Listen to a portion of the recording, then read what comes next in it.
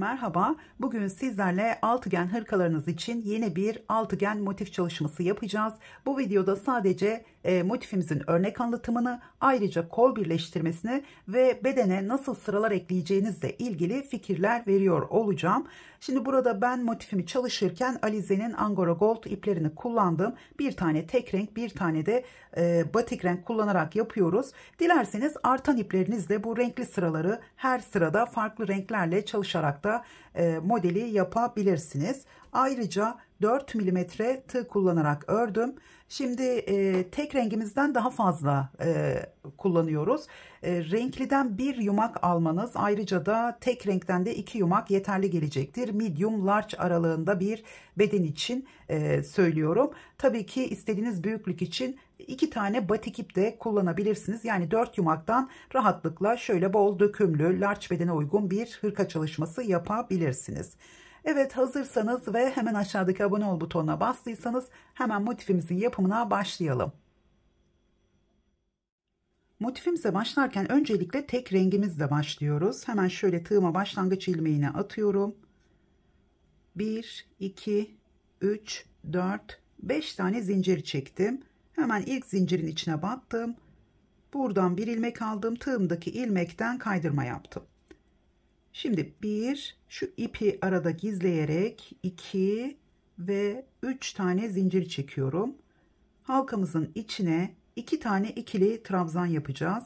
Şöyle bir ve ikincisi.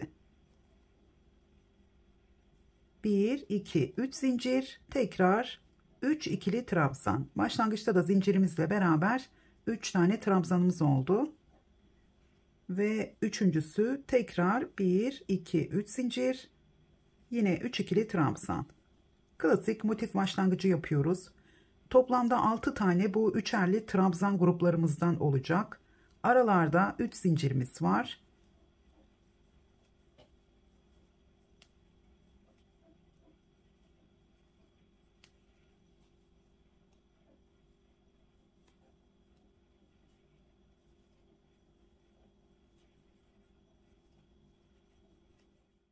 Evet, toplamda 6 tane üçerli trabzan grubumu yaptım. Şimdi sona geldiğimiz zaman 3 zincir çekmeden hemen tığıma bir ip aldım. Burada ilk zincirin içine batıyorum. Buradan bir ilmek aldım. Tığımda 3 tane ilmeğim var. Şöyle biraz ortalayıp biraz uzatarak üçünü birlikte topluyorum. Tekrar 1, 2, 3 zincir çekiyoruz. İlk köşe boşluğunun içine, İkinci sırada köşeleri oluşturuyoruz. İlk boşluğun içine 2 ikili trabzan. Yine zincirimizle birlikte 3 tane trabzanımız oldu. Arada bir zincirimiz var.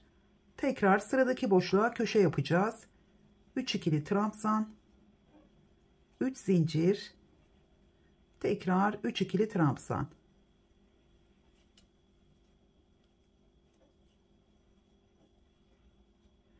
Tekrar arada bir zincir, sıradaki boşluğa yine köşe yapıyoruz.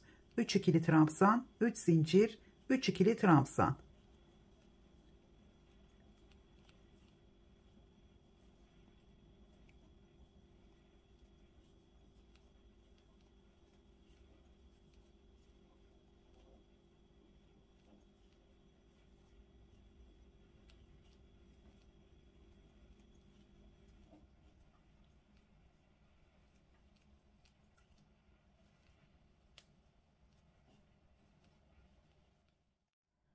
Sırayı tamamladım. Başladığım yere tekrar geldim. Şimdi son köşeyi yaptıktan sonra yine bir zincir çektim. Başlangıçta yarım köşemiz vardı. Onu tamamlayacağız. Hemen ilk boşluğun içine 3 tane ikili trabzan daha yapıyoruz. Şöyle üçüncüsü. Burada 6. köşemizi tamamlamış oluyoruz. Şimdi bir ip aldım. Yine köşeyi kapatırken zincir çekmeden bir ip aldım. Hemen İlk zincirin içine battım. Buradan bir ilmek aldım. Şöyle biraz uzattım. 3 ilmeğimi birlikte topladım ve hemen bir zincir çektim. Şimdi burada artık rengimizi değiştireceğiz. Bir zincir çektim ve ipimi kestim. Şöyle 1 santimetre ipimiz kalıyor. Evet, şimdi batik rengimizle devam ediyoruz. Hemen tığıma başlangıç ilmeği atıyorum. Herhangi bir köşeden başlayacağım. Bu ipi kestiğim köşeden başlamıyorum. Buradan şöyle ilmeğimi aldım. Tığımdaki ilmekle birlikte 2 tane ilmeğim var. Bu şekilde ikisini birlikte topladım. Direkt sık iğne yaparak başladım ve 2 zincir daha çektim. Hemen yanına 2 ikili trabzan yapıyorum. Tekrar bir zincir çektim. Şimdi sıradaki boşluğa bir ikili trabzan. Tığıma 2 defa ip alıyorum. Şu alttaki üçlü trabzan grubumuzun ortasındaki bu trabzanın şöyle altından tığımı geçirdim. Buradan bir ip aldım. Biraz uzatıyorum. Gergin tutuyoruz. Bunu uzattığımız zaman gergin tutuyoruz. İkisini birlikte topladım. Tekrar biraz uzattım. İkisini birlikte tekrar uzattım. İkisini birlikte topladım. Bu ortada yapmış olduğunuz trabzanınız şu ilk trabzandan biraz daha uzun olacak. Çünkü daha sonra tekrar aşağıya doğru inebiliyor. O yüzden biraz daha uzatarak yapalım. Tekrar bir tane daha buraya ikili trabzan yaptım. Bir zincir, hemen köşeye devam ediyorum. 3 ikili trabzan. Şöyle üçüncüsü 3 zincir. Tekrar 3 ikili trabzan. Ve üçüncüsü. Tekrar bir zincir çektim. Hemen sıradaki boşluğa bir ikili trabzan. Tığıma 2 defa ip aldım. Ön üçlü trabzan yapacağız. Alttan şöyle tığımı geçirdim. Buradan ilmeğimi aldım. Uzatıyorum. İkisini birlikte biraz daha uzattım. İkisini birlikte tekrar son ikiyi topladım. Hemen yanına bir ikili trabzan daha yapıyorum. Bir zincir, yine köşeyle devam ediyoruz. Bakın burada ipimizin üzerine örerek şöyle burada 3 tane ikili trabzan yapıyorum. Daha sonra fazla kalan ipinizi bu arada kesebilirsiniz. Şöyle biraz çekiyorum tam üzerine gelsin diye. Tekrar 3 zincir ve 3 ikili trabzan.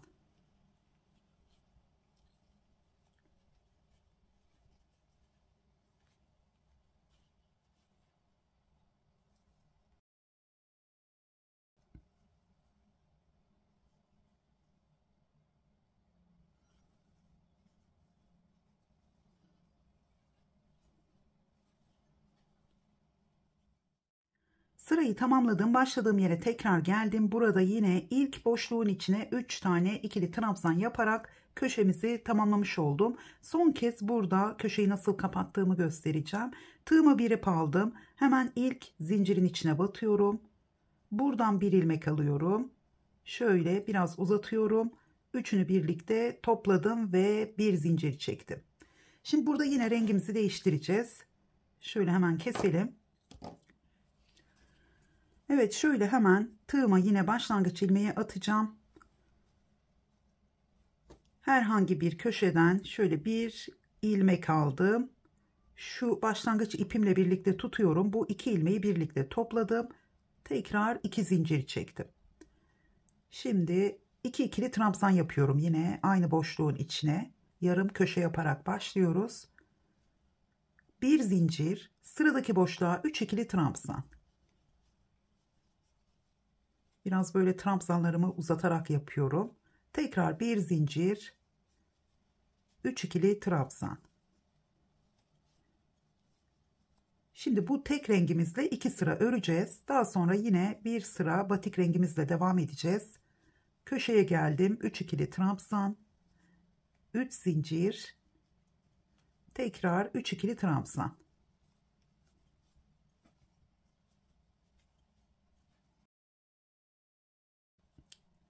Bir zincir çektim. Yine boşluklardan aynı şekilde devam ediyoruz. Köşede nasıl kapattığımızı gösterdim ve nasıl başladığımızı. Aynı renkle örerken köşede bütün ilmekleri topladıktan sonra hemen 3 zincir çekerek yine ilk boşluğun içine 2 ikili trabzan yaparak yeni sıraya başlıyoruz. Şimdi ben bu 2 sırayı tamamlayıp tekrar renkli sıramızı göstermek için geliyorum.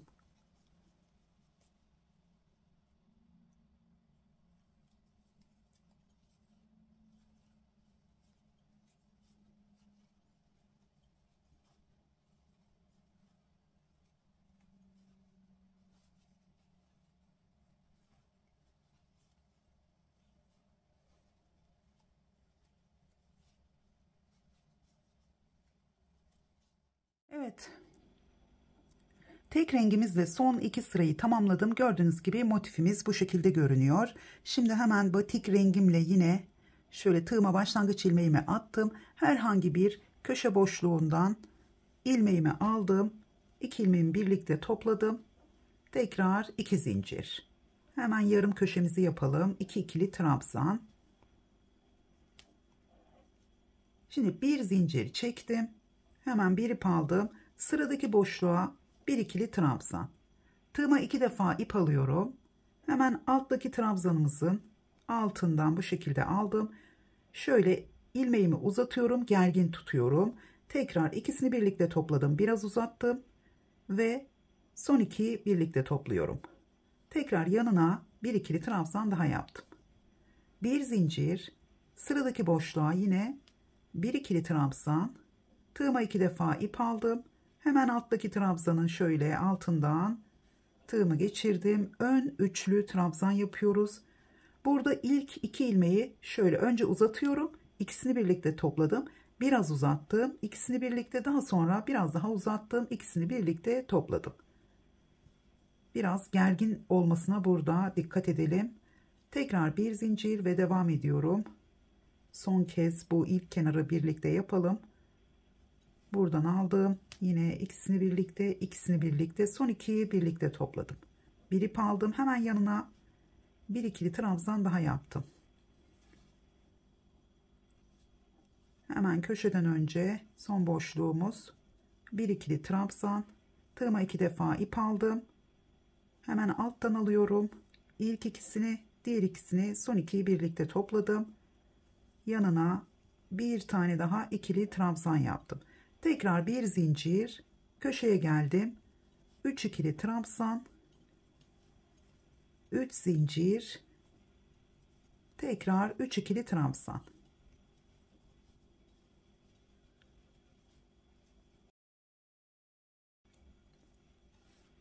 Evet, modelimiz aynı şekilde kendini tekrar edecek. Dediğim gibi 2 sıra tek renkli örüyoruz. Bir sırada renkli ya da batik renginizi kullanarak devam ediyoruz.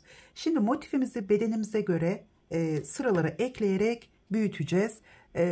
Bunu bedenimize göre nasıl ayarlıyoruz? Hemen biraz şöyle anlatmak istiyorum. Bakın ben medium large beden için burada 20-21 sıra. 21 sıra olması gerekiyor.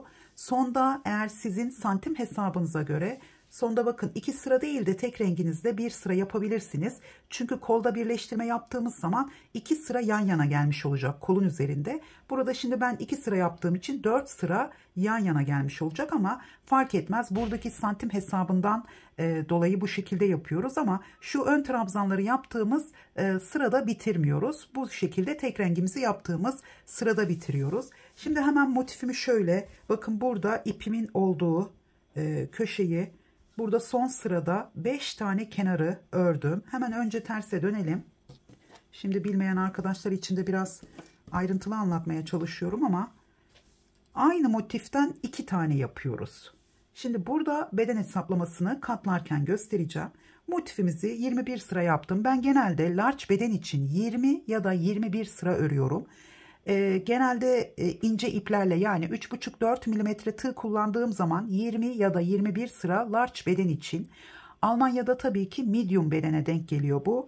Şimdi hemen şöyle bakın. Burada sıramızın, yarım köşemizin başladığı yer. Bu son kenarı örmedim kol birleştirebilmek için. 5 kenara devam ettim. Bu son köşede bıraktım. Bu kenarda bakın bir sıram eksik. Şimdi ipimin olduğu yerden tutuyorum. Tam karşısındaki köşenin üzerine getirdim. Bu şekilde motifimizi katlıyoruz. Dediğim gibi hiç bilmeyen arkadaşlar için bu motiften bir tane daha yapacağız. Aynı sıra sayılarına sahip olacak. Şimdi bu şekilde katladıktan sonra ara ara da katlayabilirsiniz. Buradaki santim hesabını ölçmek için hemen şöyle ölçelim. Bakın burası şu kol altından kol evinin yüksekliği. Bakın burası 20 santimetre, son sırayla birlikte 21 santimetre olacak. Genellikle medium large için 20 santimetre 21 santimetre olarak ayarlıyorum ben. Fakat burada altıgen hırkamız, yani 38 bedenden 36 bedenden large bedene kadar uyumlu olarak çalışıyoruz aslında altıgen hırkanın özelliğinden dolayı. Yalnız bu 4 bedene birden bu hırkanın olabilmesi, yani oversize ya da çok dökümlü seviyorsanız 38 bedende bu ölçüde tabii ki kullanabilir. Yani oversize kullanmak isterse. Ama bazı takipçilerim diyor ki bu altıgen hırkanın kolları çok geniş olmasın. O zaman ben burada normal bir düşük kol yüksekliğine göre 20 santimetre olarak hesaplıyorum. Bu normal bir düşük kol olduğu için, yani balon kol ya da oversize olmadığı için 38 beden bunu oversize olarak ya da biraz daha dökümlü bir kol genişliğinde kullanabilir. Şimdi bunu ben large beden için 20-21 santimetre yaptığım zaman medium beden bir sıra eksik yapacak. S beden de yine bir sıra daha eksik yapacak. 36 beden yapmak isterseniz de o zaman yani XS için bir sıra daha, toplamda 3 sıra eksik yapmış oluyoruz. Yani XS beden için 17-18 santimetre, S beden için 18-19 santimetre, yine medium beden için 19-20 santimetre olarak ayarlıyorum. Tabii ki bu normal bir düşük kol için söylüyorum. Evet, şimdi burada bedenimizin uzunluğu, şu anda bu motifimizin kol birleştirmesini yaptığımız zaman şöyle bakın, 40 santimetre oldu. Yani bu 50 santimetre olduğunda zaten kemer üstü kısa bir hırka oluyor. 55 santimetre biraz kemerin üzerine düşmüş oluyor. 60 santimetre tabii ki burada uzun boy ya da kısa boyda fark ediyor. Genel olarak söylüyorum. 60 santimetre genelde basenin üzerine ya da altına düşmüş oluyor. Şimdi biz 40 santimetre tamamladığımız zaman bedene ekleyeceğimiz sıralarla hem boyunu uzatacağız hem bedeni genişleteceğiz. Bunun iyi anlaşılması gerekiyor. Hem bedeni genişletiyoruz hem boyunu uzatıyoruz. Şimdi burada kol birleştirmesini ben diğer motifimde göstereceğim. Çünkü burası çok koyu renk. Ya da şurada göstereyim. Çünkü diğer motifimde son sırayı tamamlamadım. Şimdi burada hemen zaten çok kolay. Her altıgen hırka yaptığımda aynı şekilde gösteriyorum. Bakın köşeye geldim. Köşenin 3 tane trabzanını yaptım. 3 zincir olduğu için bir zincir çektim. İlmeğimi çıkartıyorum. Buraya geldim. Motifi daha büyük yapıp şöyle biraz pay verip içeriden de, yani çok oversize giyenler için ben o yüzden o şekilde anlatmıyorum. Bu normal bir düşük kol hırka olduğu için bu şekilde anlatacağım. Onu da tekrar anlatmayayım, kafanız karışmasın. Bir zincir çektim. İlmeğimi çıkardım. Karşı köşenin bu tarafta ön yüzünden tığımı geçirdim. İlmeğimi buradan aldım. Bu tarafa çektim. Çok sıkı yapmıyorum. Bakın burada pay verdim. Şöyle gevşek bir zincir çektim. Bu ikinci zincirimiz. Tekrar bir zincir. Üçüncü zincirimiz oldu. Köşenin içine tekrar 3 tane ikili trabzan yapıyorum. Bu bizim bedenimizin yarısı olmuş oluyor. Hemen şöyle üçüncü trabzanımı yaptım.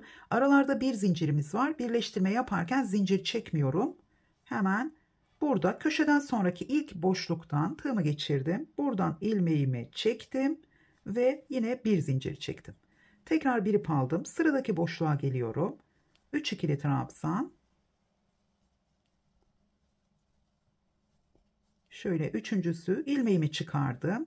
Sıradaki boşluktan karşılıklı buradan ilmeğimi çektim. Bakın ilmeğim, buradaki zincirim ilmeğin üzerinde duruyor. Yani çok çekmiyorum bu şekilde. Şöyle gevşek bir şekilde bir zincir çektim. Tekrar sıradaki boşluğa 3 ikili trabzan. Biz şu anda yarım olan, yani yapmamış olduğumuz köşeyi tamamlıyoruz. Yarım olan köşe, şimdi burada yarım olan köşemizi birleştireceğiz. Evet, tekrar şöyle çıkardım. Son kez gösteriyorum. Bu taraftan ilmeğimi çektim ve bir zincir, sıradaki boşluktan devam ediyoruz. Şimdi ben köşenin olduğu yere kadar birleştirmemi yapıp hemen köşeyi göstermek için geliyorum.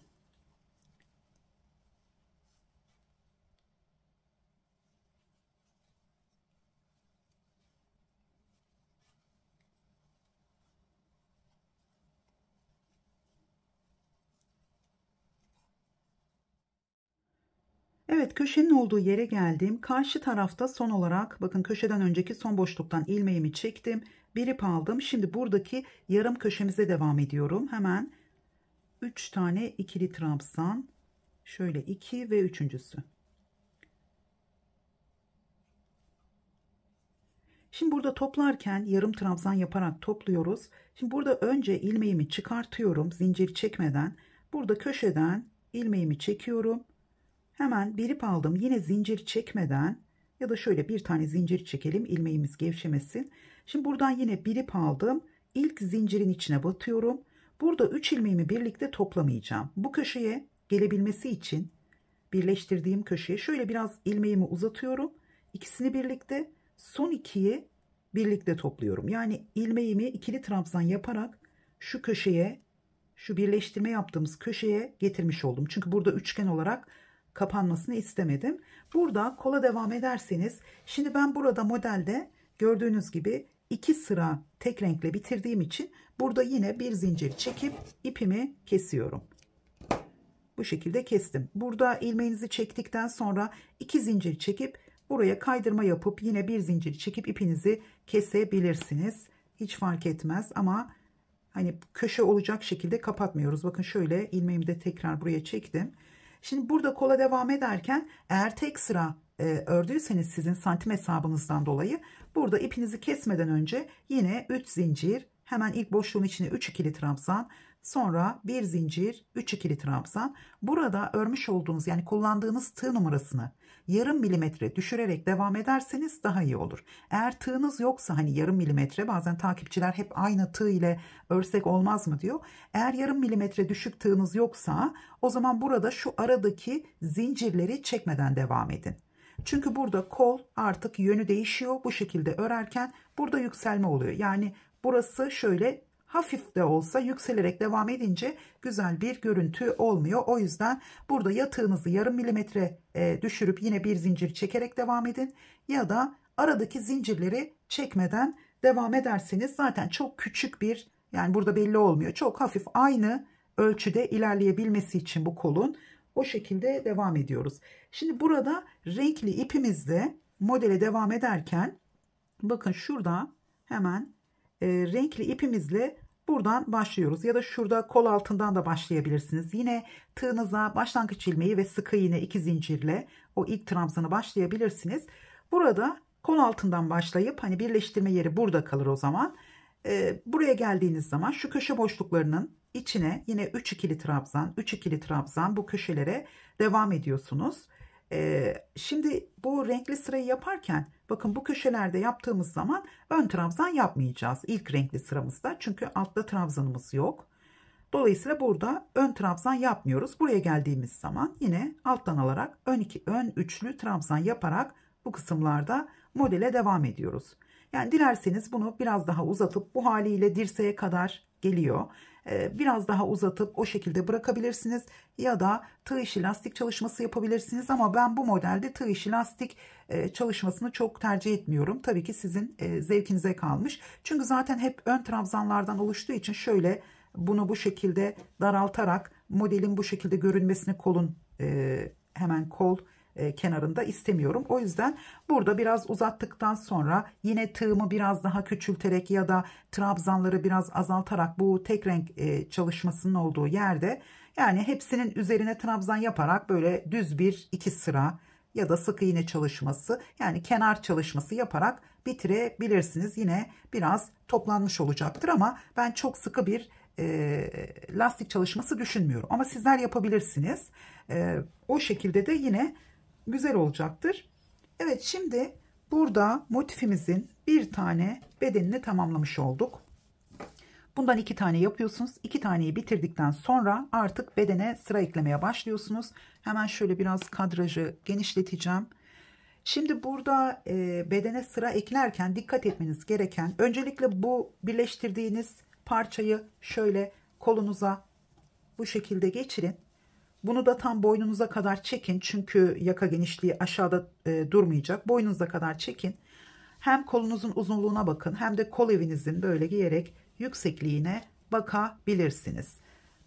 Şimdi burada zaten bundan daha düşük yaptığımız zaman large bedene buranın uzunluğu çok kısa oluyor. Bedenin genişliği de çok az olmuş oluyor. Ve o zaman çok fazla bedene sıra eklememiz gerekiyor. O zaman da biraz model değişmiş oluyor şu köşelerden ilerlemediği için. Şimdi 2 tane motifinizi hazırladıktan sonra her 2 motifinize de aynı şekilde başlıyorsunuz. Yani burada bu tarafa kolu çevirdim.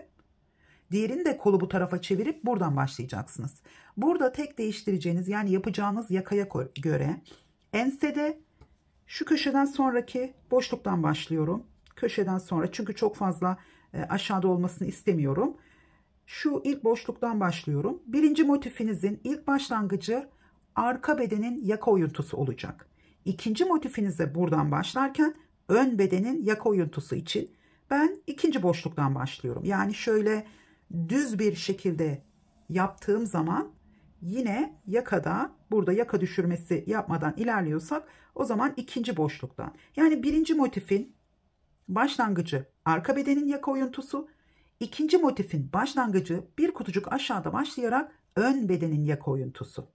Kafanız karışmasın. Birinci motife buradan başladığımız zaman arka bedenin yaka oyuntusu olarak başladığımız zaman ön bedene geldiğimiz zaman şöyle üç kenarı örerek modelimizi devam ettirerek ön bedene geldiğimiz zaman burada ön bedenin yaka oyuntusu için köşeden sonra bir ikinci boşlukta bırakıyoruz. Bunun ön beden yaka genişliği altta kalmış oluyor birinci motifimizin. Ama ikinci motifimize yaka için başladığımızda ön bedenin yaka için ikinci boşluktan başlıyoruz. Üç kenarı ördükten sonra burada altta kalan kısım arka bedenin yaka oyuntusu için köşeden sonraki, yani şurada rengim koyu ama umarım görüyorsunuzdur. Köşeden sonraki ilk boşlukta bırakıyoruz. Burayı dikkatli dinlerseniz gerçekten, çünkü bunu yapmamızın sebebi elimizin yönünden dolayı motife hep her iki motife de buradan başlıyoruz. Ama her iki motifin kolu aynı yönde olmayacak. Birisi solda olacak, birisi sağda olacak. Dolayısıyla ikisine aynı şekilde başlarsanız o zaman ikisinin yönü de bu tarafta olur. Birisi arka başlıyor, diğer motif ön yaka oyuntusu olarak başlıyor. Tek fark bir boşluk aşağıda başlamamız. Birisinin önde kalan buradaki boşluğumuz arka yaka oyuntusu için oluyor. Diğerininki önde kalan bölüm ön bedenin yaka oyuntusu için ya da arka bedenin, karıştırdım ben de, ikinci boşlukta bırakıyoruz. Sonra bunları böyle çevirdiğimiz zaman ve ikinci motifi de bu tarafa aldığımız zaman o zaman burada hep üstte kalan ya ikinci boşluk oluyor ya da arka bedenin ilk boşluklarında kalmış oluyor. Evet, örgüden anlayan arkadaşlar bunu şimdi anlamıştır. Yeni başlayan arkadaşlar için bu kadar detaylı anlatıyorum ama onlar da yine gösterdiğimiz zaman, yani bu sıraların hepsini birlikte bu şekilde git gel yaparak burada anlattığımız zaman da yine karışık olabiliyor. Dediğim gibi birazcık örgüden anlayan arkadaşların tabii ki yapması gerekiyor. Kanalımda bitmiş olan altıgen hırka motiflerinde yakayı hep aynı yapıyorum. Şu modelle olmayan, yani böyle sonda hanım dilendi bey beğendi klasik model olan hırka modellerine bakarsanız yakayı orada yaparak da gösteriyorum. Ondan bakarak hırkamızın modelini sadece bu şekilde yaparak tamamlayabilirsiniz. Evet, izlediğiniz için teşekkür ediyorum. Umarım beğenmişsinizdir. Beğendiyseniz beğen butonuna basmayı ve yorum bırakmayı unutmayın.